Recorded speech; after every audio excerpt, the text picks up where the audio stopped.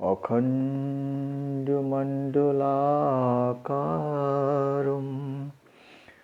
ব্যপ্তমেন চরাচরম তদপদং দর্শিতম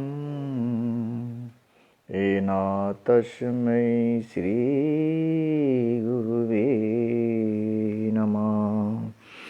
येन तस्मै श्री गुरुवे नमः।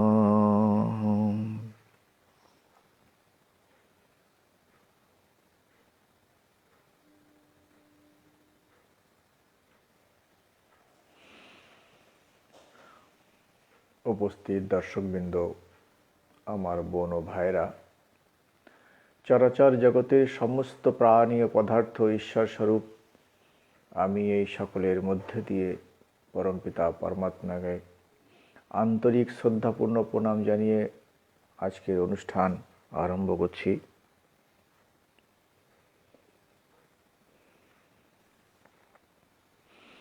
বিবেক বার্তার মধ্য দিয়ে আমরা সপ্তাহে 2 দিন সনাতন ধর্ম, সত্য সমূহ মানব ধর্ম, যে মানব ধর্মের প্রচার প্রসার বিশ্ব ধর্ম সম্মেলনে স্বামী বিবেকানন্দ জগতের সামনে ধরে তুলেছিলেন, যে সনাতন ধর্মকে স্বামীজি নিজের ভাষায় নিজের উপলব্ধির মাধ্যমে জগৎ সংসারের মাধ্যমে মধ্যে ধরে তুলেছিলেন। আমরা সেই সত্য সনাতন ধর্মকেই এবং সত্য সমূহকে মানুষের সম্মুখে ধরে তোলার চেষ্টা করছি।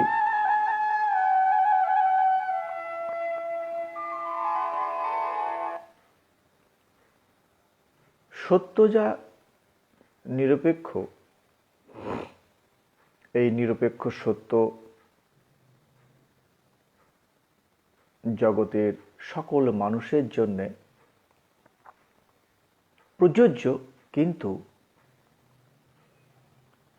সকলের বোধগম্য নয়। প্রত্যেকটা মানুষের বুদ্ধির, হৃদয়ের পবিত্রতার, বিচারের স্তর ভেদ আছে। সাংসারিক জগতে যেমন আমরা লৌকিক বিদ্যার ক্ষেত্রে ছাত্র ছাত্রের মধ্যে যেমন স্তর ভেদ আমরা দেখতে পাই, আধ্যাত্ম জগতেও ঠিক একই প্রকার স্তর, সেই স্তরের ভেদাভেদ তারতম্যের লক্ষ্য করা যায়।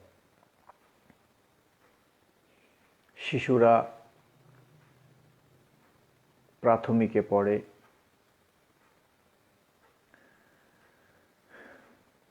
তাদের যে পাঠ, প্রাথমিকের যে পাঠ তারা পড়ে, সেটা তাদের জন্য ঠিক আছে, এবং তারা যেটা পড়ে, তারা যেটা শেখে, তারা সেটাকে গর্ব করে বলে, জানো আমি এগুলো পড়তে পারি, এগুলো আমি করতে পারি, আমি গুণ ভাগ করতে পারি, আমি ABCD পড়তে পারি। তাদের মধ্যে এই অহং বোধ আসে, তারা মনে করে যে আমিই কেবল এইগুলো করতে পারি, আর কেউ এগুলো জানে না।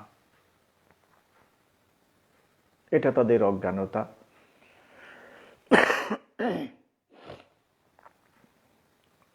তাদের সেই কথাগুলো, সেই যে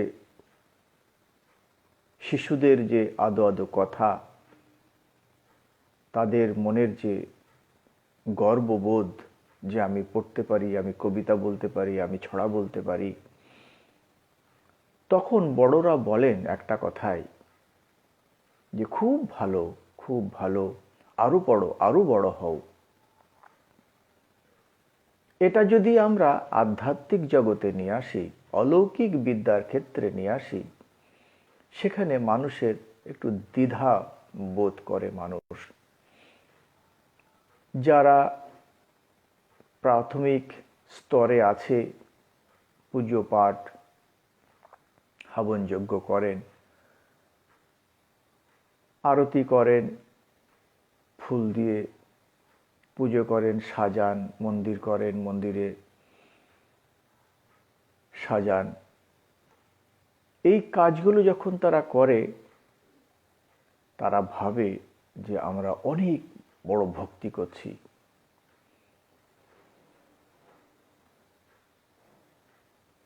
তাদের মধ্যে সেই গর্ববোধ হয়। যারা গুরুগৃহে গেছে, গুরুগৃহে যাওয়ার পর তারা একটা পথ পেয়েছে, একটা মাধ্যম পেয়েছে। সেই মাধ্যমের দ্বারা তারা তাদের ইষ্টকে পুজো করছে, ইষ্টকে ভক্তি করছে। এই গুরুগৃহে যাওয়ার জন্যেই বা সামান্য কিছু ভক্তি পথের সামান্যতম যে প্রাথমিক জ্ঞান অর্জন করে, তাতে তাদের গর্ববোধ হয় এবং তারা মনে করে যে এটাই হয়তো সর্বসার্বা, এটাই সর্বশ্রেষ্ঠ। কিন্তু তত্ত্বদর্শীগণ বলেন যে না, যারা আরেকটু উপরে ওঠেন, এদের থেকে আরো 2 ধাপ এগিয়ে যায়, তারা আবার ভাবে যে এরা যা করছে এগুলো সব ভুল পথ, পথগুলো ঠিক নয়। কিন্তু উচ্চ স্তরের তত্ত্বদর্শীগণ মনে করেন এবং তারা বলে গেছেন যে সব পথই ঠিক।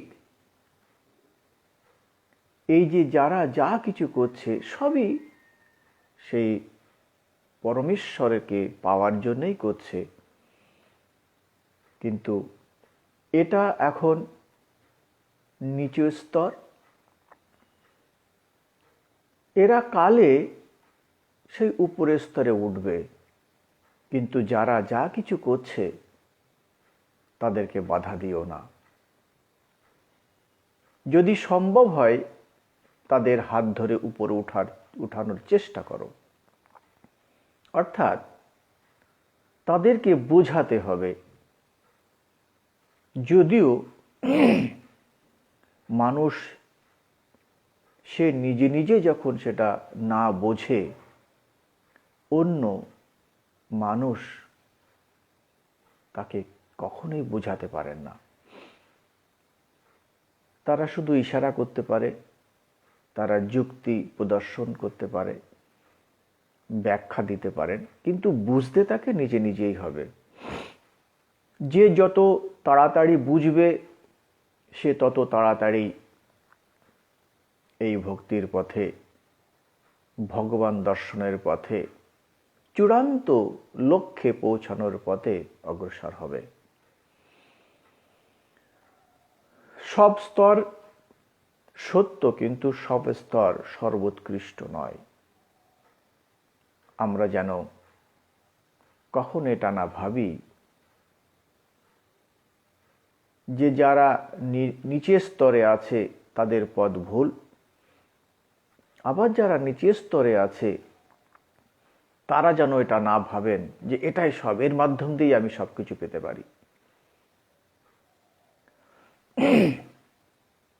আমাকে স্তরে স্তরে উপরে উঠতে হবে।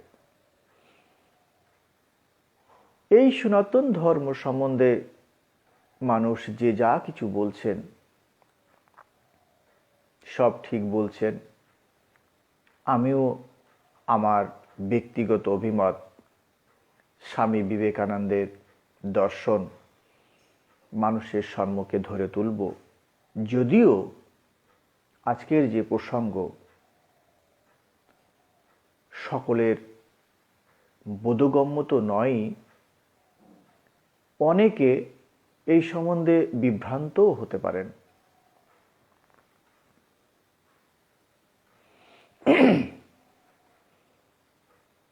আমার মতামতের সঙ্গে মিল নাও হতে পারে, আমার মতবিরোধী হতে পারে। আমার সকল শ্রোতা বোন ও ভাইদেরকে অনুরোধ, আপনারা শুনুন আমার বিচার। আমি যতদূর জানি, আমি সামান্য কিছুই জানি, আমি অনেক বেশি কিছু জানি না। যতদূর আমি নিজে উপলব্ধি করেছি, আমার সেই সামান্য উপলব্ধি আপনাদের সামনে ধরে তুলতে চাই। স্বামী বিবেকানন্দের যে দর্শন, সেই দর্শনকে ধরে তুলতে চাই।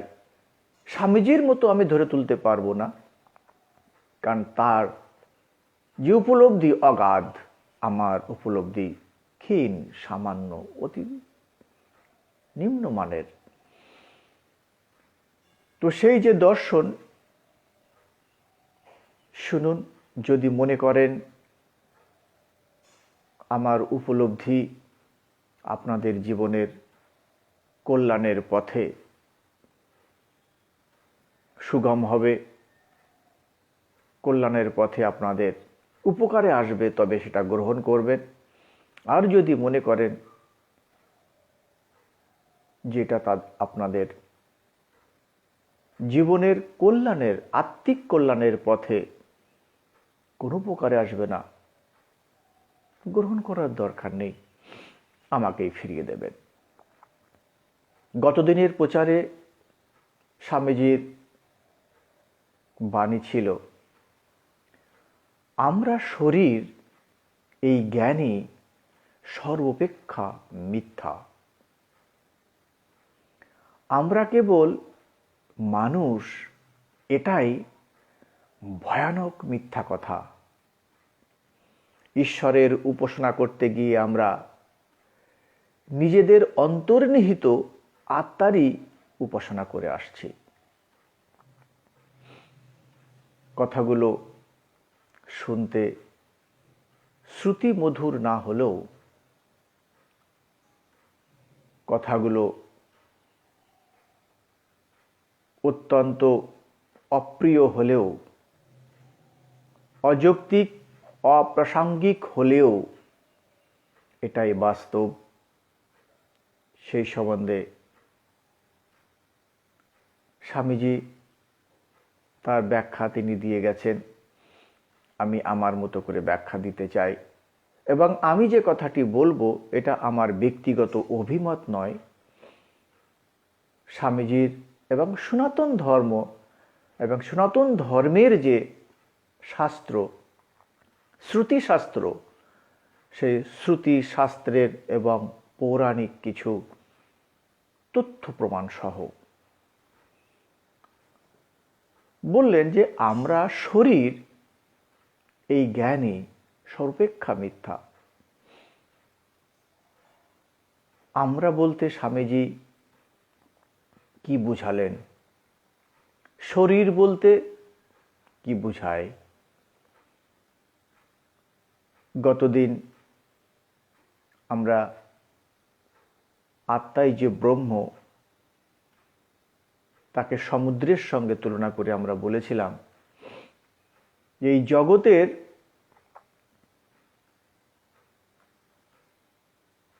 সেই একমাত্র ব্রহ্ম তিনিই আছেন, আর তাকেই আমরা বলছি। সেই যে সমুদ্র, সমুদ্রের যে ঢেউ, ঢেউর একটা আকৃতি হয় এবং সেই আকৃতিরও একটা নাম হয়। অণু পরমাণুর সংযোগে যা কিছু তৈরি হয়, তার একটা আকার হয়, আকৃতি হয়, এবং সেই আকৃতি হলেই সঙ্গে সঙ্গে তার একটা আমরা নাম দিই। এই যে শরীর,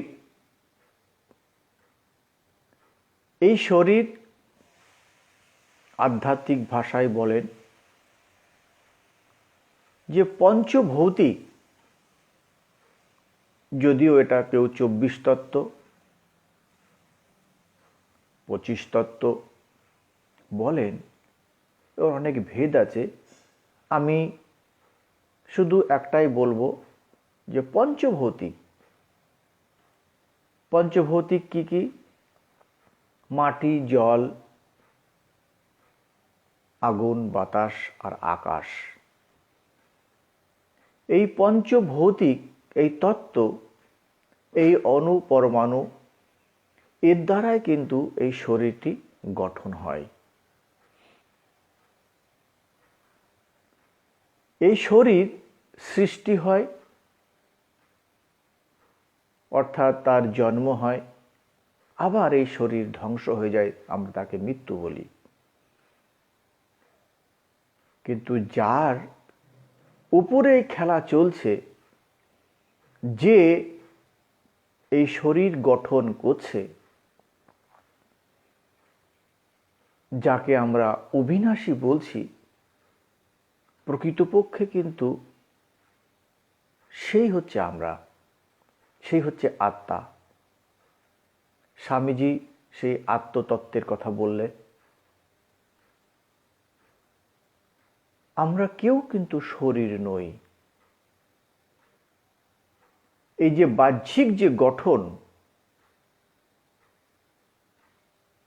এই গঠনটা এই পঞ্চভৌতিক দিয়ে তৈরি। আর আমরা নিজেদেরকে শরীর ভেবে নিয়েছি। এই শরীরের ভিতরে যিনি আছেন, এই শরীরকে যে পরিচালনা করছেন, এই শরীরটিকে যে বাঁচিয়ে রেখেছেন, তিনি কিন্তু আমার বা আমাদের প্রকৃত স্বরূপ। ভাগবতের ভগবান শ্রীকৃষ্ণ এক জায়গায় বলছেন যে দেহতে আত্মবুদ্ধি আর নিজের আত্মীয় স্বজনে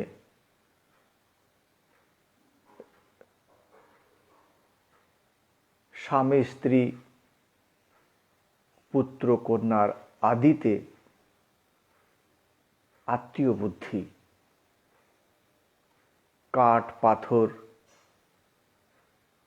মাটির মূর্তিতে ইষ্ট বুদ্ধি, আর জ্ঞানী মহাপুরুষদেরকে যারা তিরস্কার করেন, বলছেন তারা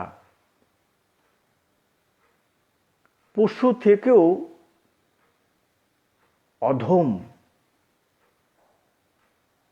পশু বলে গণ্য হয়।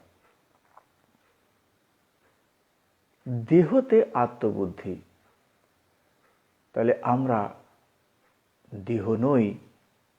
যারা এই দেহকেই আমি ভাবে, ভগবান শ্রীকৃষ্ণ তাদের কথা বললেন। স্বামীজি আরো বললেন, আমরা কেবল যে মানুষ, এই এক ভয়ানক মিথ্যা কথা। আমরা মানুষ নই। কেন আমরা মানুষ নই? আমি গতদিনও বলেছিলাম যে একটা মাটির তাল, সে মাটির তাল দিয়ে একটা শিশু, একটা ইঁদুর, একটা ঘোড়া, একটা হাতি তৈরি করছে। আবার সেইগুলোকে আবার ভেঙে আবার একটা মাটির তাল করা হলো। সেই মাটির তালটা দিয়ে আবার আর একটা শিশু একটা গলার হার, আবার একটা আংটি, চুড়ি তৈরি করলো। আর একটা শিশু সেই হার, আংটি, চুড়িকে ভেঙে আবার মাটির তালে পরিণত করে তা দিয়ে একটা আম, একটা শসা, একটা কাঁঠাল তৈরি করলো। কি দিয়ে তৈরি করছে? না, মাটির তালটা দিয়েই। মূলত সে মাটি এবং মাটির দিয়ে যখনই আমরা কোনো একটা আকারের সৃষ্টি করছি আর সঙ্গে সঙ্গে সেই আকারের একটা নাম দিচ্ছি, ঠিক সেই প্রকারে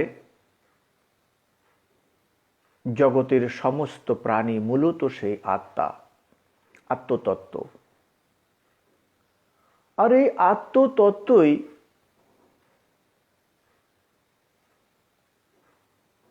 পরবর্তীতে অহং, বুদ্ধি এবং মনের দ্বারায় এক একটা শরীর গঠন করছে। আর এই শরীরটির নামই রাখা হচ্ছে মানুষ। এই শরীরটির নামই রাখা হচ্ছে গরু। ওই যে আকৃতি, আমাদের এই গঠন, এই আকৃতিটাকে আমরা মানুষ বলছি।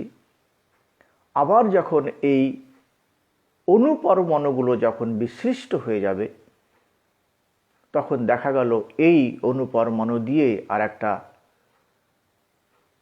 গরু আকৃতি একটা শরীর তৈরি হলো, তাকে আমরা গরু বলছি। সেই গরুর শরীরটাকে যখন আবার বিসৃষ্ট করে ফেলছি, তার অনুপরমাণুগুলো যখন বিসৃষ্ট হয়ে যাচ্ছে, আবার পরবর্তীতে সেই গরুর শরীরটা দিয়েই হয়তো দেখা গেল আর একবার আমরা একটা ইঁদুর তৈরি করলাম। সেই যে আকৃতি, সেই যে গঠন, সেই গঠনটাকেই কিন্তু আমরা ইঁদুর বলছি। যেভাবে একটাই মানুষ যখন আমরা নাট্যমঞ্চে সেই মানুষটিকে যখন রাজার বেশভূষা আমরা পরিয়ে দিচ্ছি, তখন তাকে আমরা রাজা বলছি। আবার যখন ওই একই ব্যক্তিকে তার সেই রাজার যে বেশ, রাজকীয় যে বেশ, সেই রাজকীয় বেশভূষাকে আমরা খুলে নিয়ে তাকেই আবার একজন ভিখারির বেশ বসন পরিয়ে দিয়ে তখন তাকে আমরা আবার ভিখারি বলছি। আমরা এও দেখে থাকি সেই ভিখারিটিকে তার সেই বেশভূষাকে বদলে ফেলে তাকে আবার আমরা একটা পশুআকৃতি বেশভূষা পরিয়ে নাট্যমঞ্চে তাকেও আবার আমরা পশু দেখিয়ে থাকি। একই ব্যক্তি। ঠিক সেই প্রকারে আমাদের যে অন্তর্নিহিত যে সত্তা, যাকে আমরা আত্মা বলে জানি, বিজ্ঞানের ভাষায় যাকে সেই এনার্জি বলছে, সেই একই এনার্জি বিভিন্নভাবে প্রদর্শন হচ্ছে। যেমন একই এনার্জি দিয়ে আমরা কখনো পাখা চালিয়ে আমরা পাখার যে হাওয়ার অনুভূতি লাভ করছি, কখনো সেই এনার্জিকে দিয়ে আমরা একটা পদ্ধতির মাধ্যম দিয়ে আমরা প্রকাশ আলোর লাভ উঠাচ্ছি, কখনো সেই এনার্জিকে দিয়েই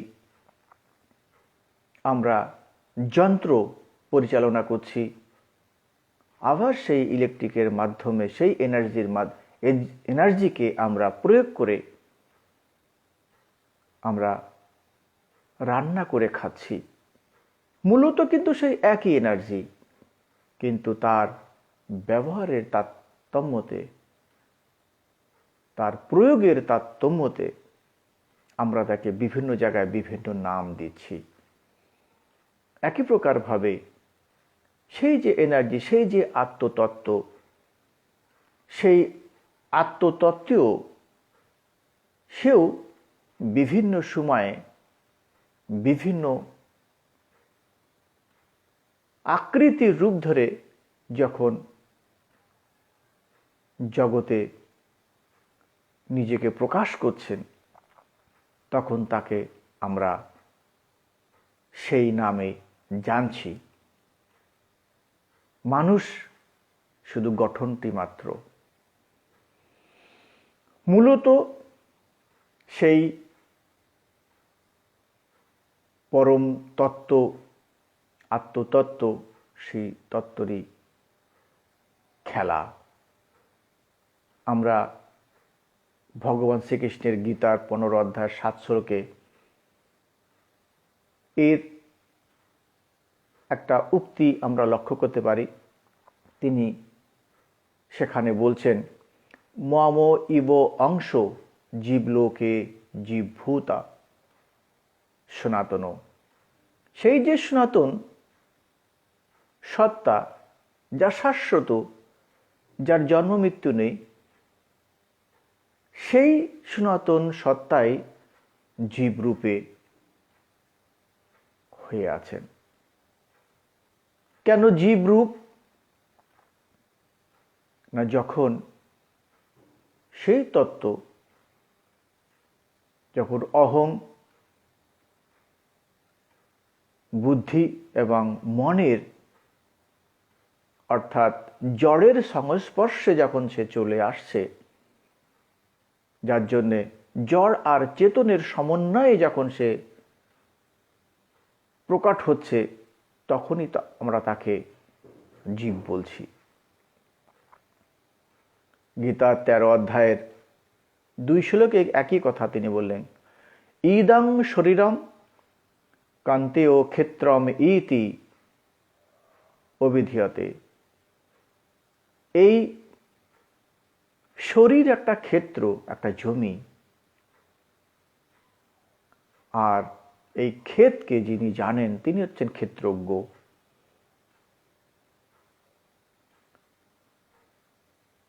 এর আরো সহজ ভাষায় যদি আমরা বোঝবার চেষ্টা করি, আমরা সাধারণত গান শুনে থাকি যে অনেক ভাগ্য করে এই মানব শরীর পেয়েছি, বারবার এই শরীর আমরা পাবো না। তাহলে এই যে শরীর পেয়েছি, আমি যেমন এই ট্র্যাকস্যুটটা পেয়েছি, আমাকে কেউ প্রদান করেছেন, সে যেভাবেই করুক আমাকে এই ট্র্যাকস্যুটটি প্রদান করেছেন।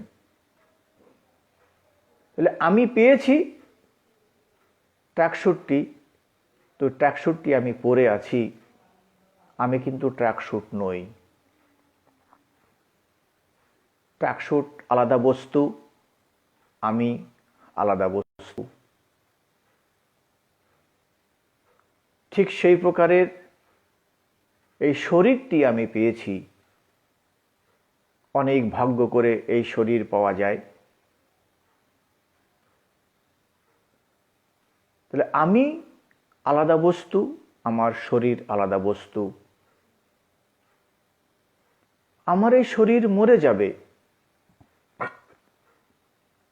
কিন্তু প্রকৃতপক্ষে যেটা বস্তুত আমি, সে কিন্তু মরবে না। জন্ম মৃত্যু শরীরের হয়, কিন্তু আমার মধ্যে যে অস্তিত্ব, যে আত্মতত্ত্ব, যে শরীরের মধ্যে আছেন, যে সত্তা আছে বলেই আজ এই শরীরটি কাজ করছে, সেই সত্তা আছে বলেই এই চোখ দেখছে, সেই সত্তা আছে বলেই আজ আমার এই মুখ দিয়ে স্বর বের হচ্ছে, সেই সত্তা আছে বলেই আমি শুনতে পাচ্ছি, সেই সত্তা আছে বলেই আমার সম্পূর্ণ শরীর সচল। যেদিন সেই সত্তা আর এই শরীরে থাকবে না, অর্থাৎ এই শরীর যেদিন সেই সত্তাকে ধরে রাখতে পারবে না, যখন সেই সত্তা শরীরকে ছেড়ে দেবে বা শরীরের সেই সত্তাকে ধরে রাখার ক্ষমতা হারিয়ে ফেলবে, তখন এই শরীরটি সব অর্থাৎ মৃতদেহ বলে ঘোষিত হবে। এই শরীর সম্পূর্ণ যেমন কি তেমনই থাকবে। তখন এই চোখ আর দেখতে পাবে না, এই মুখ দিয়ে কোনো স্বর বের হবে না, এই শরীর আর সচল থাকবে না। তখন একজন মৃত সব বলেই ঘোষিত হবে। আমি প্রকৃতপক্ষে সেই যে এনার্জি, সেই যে আত্মতত্ত্ব, সেই যে সত্তা যে আছে বলেই আজ এই শরীর সক্রিয়।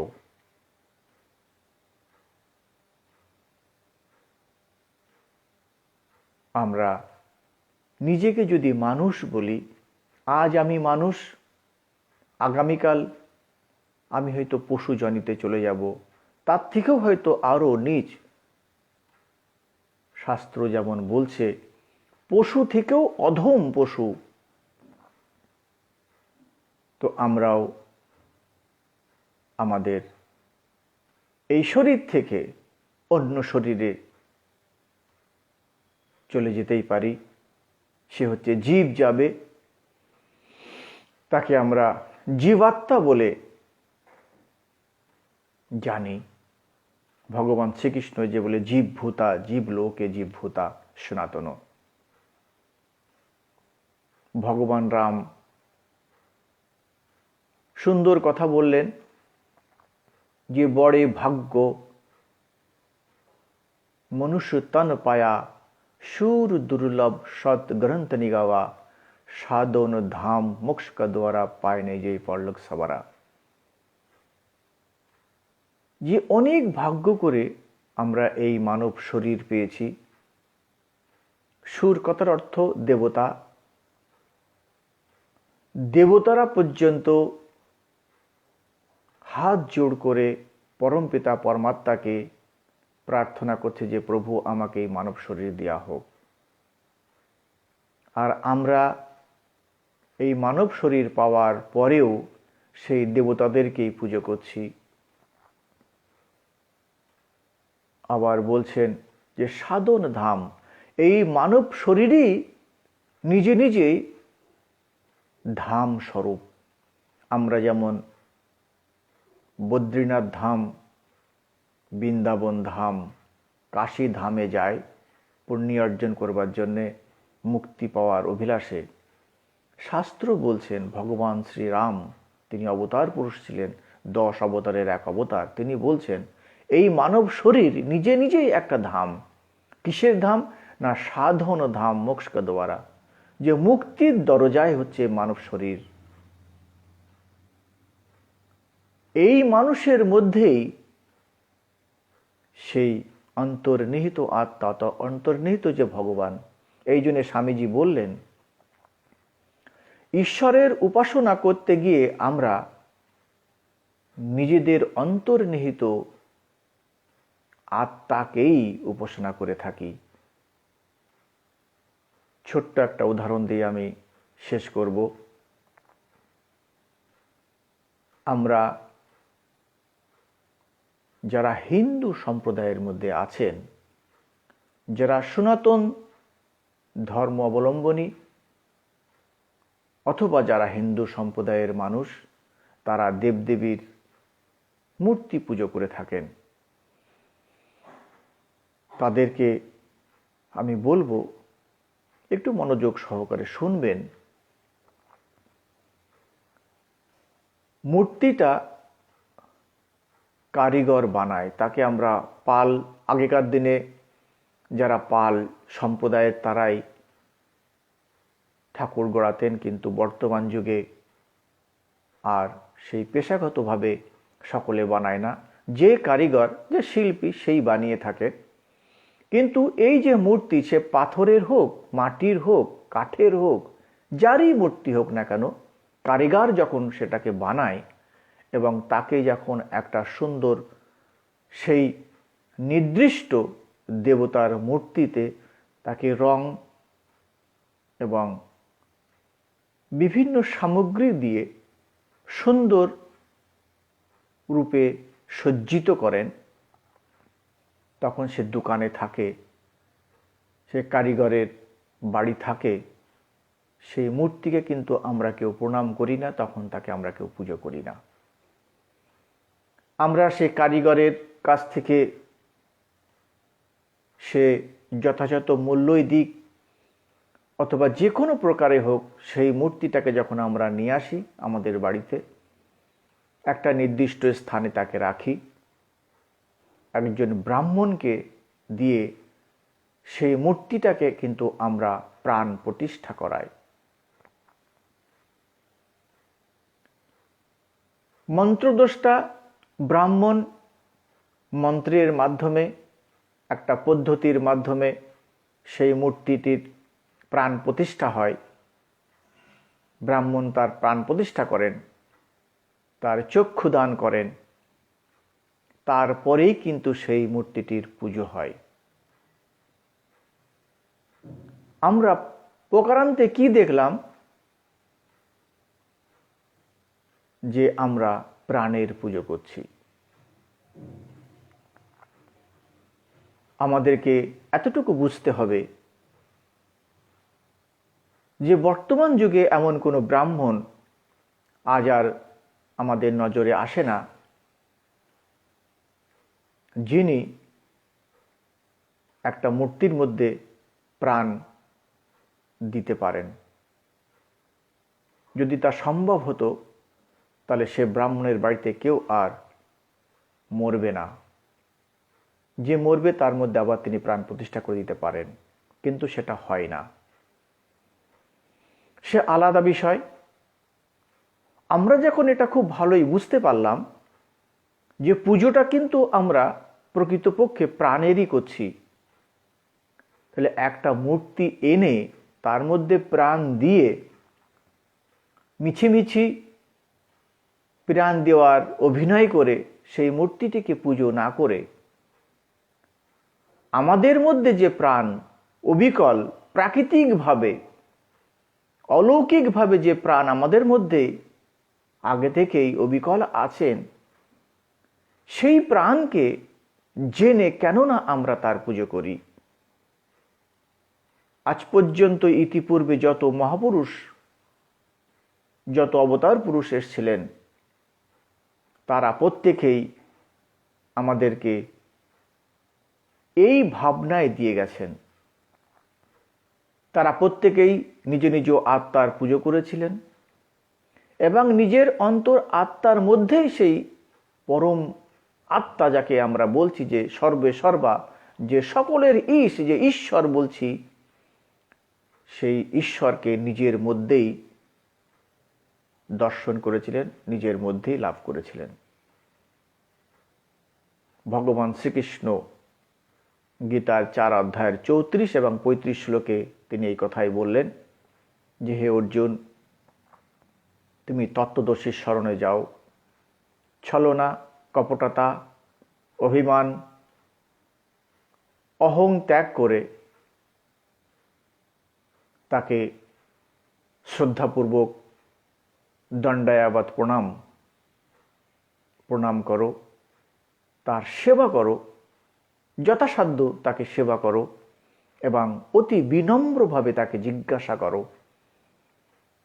যখন তোমার প্রশ্নে সে সন্তুষ্ট হবে, তখন তোমাকে সেই তত্ত্বের জ্ঞান দেবেন।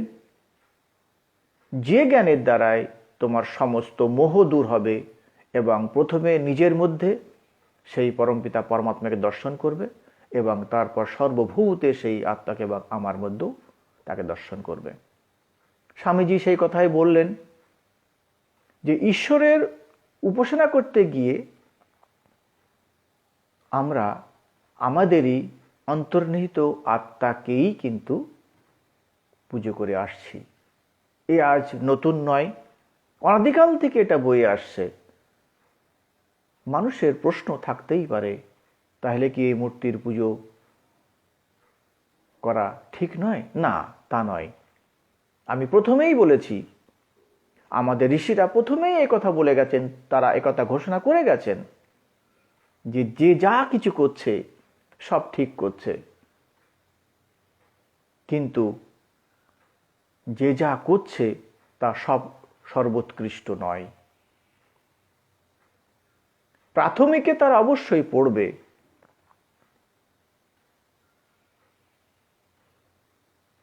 প্রত্যেকেই প্রাথমিকের মধ্যে থেকেই উচ্চ স্তরের জ্ঞান অর্জন করে। অ আ ক খ ABCD 1 2 3 1 2 3 এগুলো না শিখলে কখনোই আমরা উচ্চ বিদ্যা অর্জন করতে পারবো না। তাই বলে এই অ আ ক খ গুলো ভুল নয়, কিন্তু সঙ্গে সঙ্গে এটাও মানতে হবে যে এই অ ক খ ABCD এই কিন্তু সর্বসর্বা নয়। স্বামীজি একটা কথা বলতেন যে ছোট ছোট শিশুরা যখন মন্দিরে আসে তখন খুশিতে আমার হৃদয়টা ভরে যায়, কিন্তু যখন বৃদ্ধ বৃদ্ধ মানুষ যখন মন্দিরে আসে তখন আমার দুঃখের হৃদয়টা ফেটে যায়।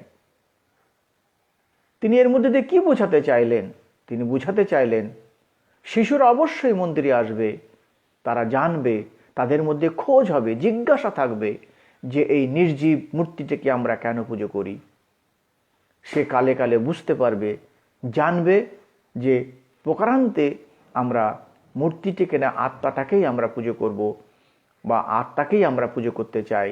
তখন সে নিজের আত্মাকে জেনে নিজের আত্মাকেই সে পুজো করবে।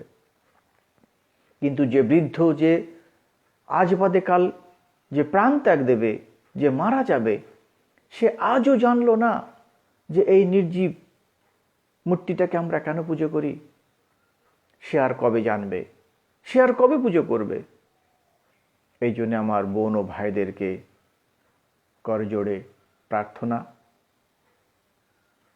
আমরা যে যা করছি সব ঠিক করছি, কিন্তু যে যা করছি সেটা সর্বোৎকৃষ্ট নয়, সেটা আমাদের চূড়ান্ত লক্ষ্যে পৌঁছানোর জন্যে সঠিক নয়। আমাদেরকে স্তর বাই স্তর অগ্রসর হতে হবে, বুঝতে চেষ্টা করতে হবে। এই বলে আমার বিচার আজ এখানে শেষ করব। চেষ্টা করব আগামী দিন আবার কিছু না কিছু বিষয় নিয়ে আপনাদের সামনে তুলে তুলব। হরি ওম তৎসৎ।